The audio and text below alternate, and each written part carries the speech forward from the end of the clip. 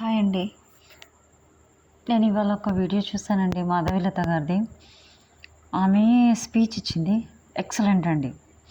Just ఆమె మాట్లాడింది ఏందంటే, ఏ కులం మతం లేకుండా మోడీ డెవలప్ చేశాడు. ఈవెన్ మోడీ గారు కూడా అట్లా మాట్లాడలేకపోయారు. కానీ ఆయన చాలా హార్డ్ వర్క్ చేశాడు. ప్రతి ఒక్కరిని డెవలప్ చేయాలనే ఉద్దేశంతో చేశాడు. ఆయనని ఎంత ప్రెషర్ పెడితే అలా అయ్యారో తెలియదు కానీ మాధవీలత చాలా బాగా మాట్లాడిందండి. అది మాట మాట్లాడితే తప్పు చేసే వాళ్ళకి కత్తిలా గుచ్చుకోవాలండి. అలా ఉండాలి. కానీ ఆమె క్యాస్ట్, రిలీజన్ చూడట్లేదు. క్యాస్ట్ కానీ, రిలీజన్ కానీ చూడట్లేదు. Whatever she spoken that is true. కానీ ఆమె అలాగనే చేసి ప్రజలకు అందుబాటులో ఉండి పేద ప్రజలకు డెవలప్ చేస్తే ఆమె ఎంత పుణ్యం కట్టుకున్న స్త్రీ అవుతుందో ఇంకెవ్వరు చెప్పలేరండి. నిజంగా చెప్తున్నా. మోడీ చేస్తున్నారు కానీ ఆయన ఎందుకో మాట్లాడలేకపోయారు. కానీ అదేవిధంగా ఆయన ఎందుకో మాట్లాడలేకపోయారు. నాకు అదే బాధ అనిపిస్తుంది. మోడీ చాలా బాగా మాట్లాడతారు. ఎందుకు ఇలా ఇదైపోయారా, లేకుంటే ఆ వీడియోస్ ఎడిటింగ్ చేశారా కూడా తెలియదు నాకు. కొన్ని వీడియోస్ చూశాను. ముస్లిమ్స్, హిందూస్ అని ఏదో తాళి అని అది ఎడిటింగ్ చేశారా, లేకుంటే మోడీయే మాట్లాడారా? ఆయన అలా మాట్లాడారు. చాలా ఒక దాంట్లో చూశాను. ముస్లిమ్స్ వాళ్ళది నమాజ్ చదివేటప్పుడు కూడా మైక్ని పక్కకు పెట్టి ఇలా ఫోల్డ్ చేసి నమాజ్ అయిపోయే వరకు వెయిట్ చేసి ఆయనకు ప్రతి ఒక్క నిమిషం చాలా ఇంపార్టెంట్. నాకు తెలిసినంత అంత రెస్పెక్ట్ ఇచ్చిన మనిషి అలా మాట్లాడాడంటే నేను ఒక్క క్షణం స్టన్ అయిపోయినానండి. అసలు ఆయన మాట్లాడాడు. ఎవరో పక్కకుండి ఏదో ఒక రాంగ్ గైడెన్స్ ఇచ్చిండొచ్చు. ఆయన మాట్లాడే వ్యక్తి కాదు.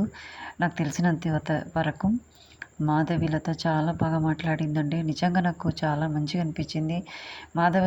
మాధవీలత గారు, మీరు మోడీ సాయం తీసుకొని మీరు ఎంత డెవలప్ చేయగలుగుతారో అంత డెవలప్ చేయండి.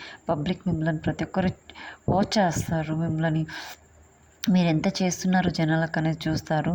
రియల్గా మీరు ఒక్కటి మాధవీలత గారు, నేను చెప్పేది ఒకటే, మనం చేసే మంచి పని మనని ఎక్కడికో తీసుకెళ్తుంది. మనం ఒక్క చెడు చేస్తే మనని ఎక్కడో పాతాళ లోకానికి పడేస్తుంది. ఏ స్వార్థం లేకుండా మీరు పబ్లిక్ సర్వీస్ చేయాలని మనస్ఫూర్తిగా కోరుతున్నాను. చాలా బాగా మాట్లాడారండి. ఒక స్టేజ్ మీద ప్రతి ఒక్కటి ఉన్నట్టుగా మాట్లాడడము, కరెక్ట్గా ఫైండ్ అవుట్ చేయడము. ఇంకోటి యూనిటీ గురించి మాట్లాడారు. అది నాకు చాలా నచ్చిందండి.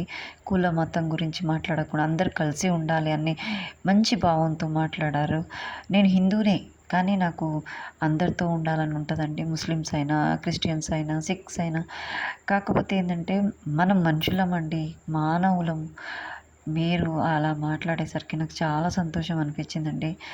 ఈ మానవ జీవితం ఎక్కడికి పోతుందో, ఏంటి ఇది ఇలా చేస్తున్నారు, మనుషులేనా అని ఒక్కొక్కసారి చాలా బాధపడేదాన్ని కొంతమంది మనుషులను చూసి.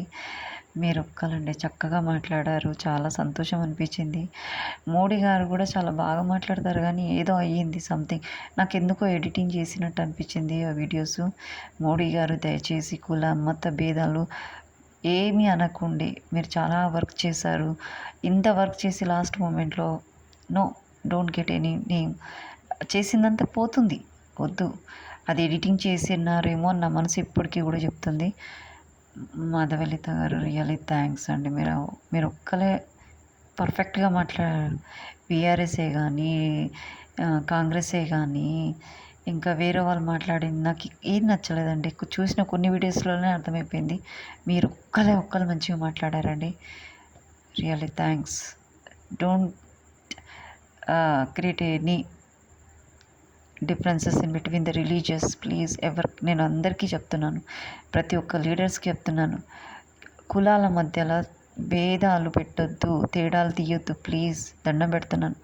మీరు ఏదైనా చేయాలనుకుంటే చేయండి, లేకుంటే వాళ్ళు ఇది చేయలేదు అది చేయాలని దిప్పిపడమండే కానీ కులమతాల మధ్యలో డిఫరెన్స్ తేవద్దు.